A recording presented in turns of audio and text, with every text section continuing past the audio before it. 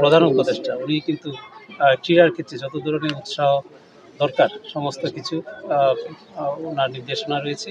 একই সাথে হচ্ছে যুব ক্রীড়া মন্ত্রণালয়ের মাননীয় উপদেষ্টা আসিফ মাহমুদ সজীব ভুঁইয়া, যিনি কিন্তু ওই সমস্ত খেলার ক্ষেত্রে বিশেষ করে আপনারা জানেন যে আমাদের ক্রিকেট এবং অন্যান্য যে খেলাগুলো আছে ফুটবল সমস্ত খেলায় যেন আমরা আন্তর্জাতিক মানের পর্যায়ে উন্নীত হতে পারি সেই জন্য যা যা করণীয় সেগুলো কিন্তু আমাদের অলরেডি হাতে নেওয়া হয়েছে।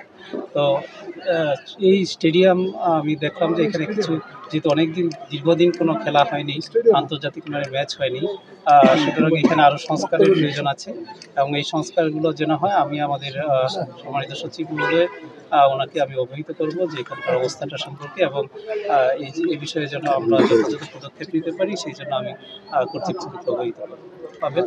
আমরা তো একটা বৈষম্যহীন বাংলাদেশ চাচ্ছি এবং কোনো অঞ্চল ভিত্তিক যেন বৈষম্য সৃষ্টি না হয় সেই জন্যই কিন্তু কাজ করছেন এবং এই স্টেডিয়ামটা কিন্তু অত্যন্ত একটা বড় স্টেডিয়াম বলা যাবে এবং এখানে আন্তর্জাতিক ম্যাচ আয়োজনের সমস্ত সুযোগ সুবিধাদি রয়েছে এবং এটা সংস্কার করলেই কিন্তু আমরা আশা করি যে খুব তাড়াতাড়ি এটাকে মানে খেলার উপযোগী করতে পারবো সকল ধরনের। আমি বলেইছি যে আসলে আশাহত হওয়ার কোনো কারণ নাই, আমরা চেষ্টা করছি আমাদের সীমাবদ্ধ সময়ের মধ্যে। আপনারা জানেন যে কিছু কাজ করতে গেলে কিছু সময় লাগে, সুতরাং এই সময়ের মধ্যে আমরা চেষ্টা করব যে এই স্টেডিয়ামের যাতে উন্নয়ন সাধন হয় এবং যেসব কাজগুলো করা দরকার সংস্কারের কাজগুলো সেগুলো আমি আমার কর্তৃপক্ষকে অবশ্যই অবহিত করব এবং আমরা আশাবাদী, আশা নিয়ে আমাদেরকে এগোতে হবে। হ্যাঁ, আশা নিরাশ হলে হবে না।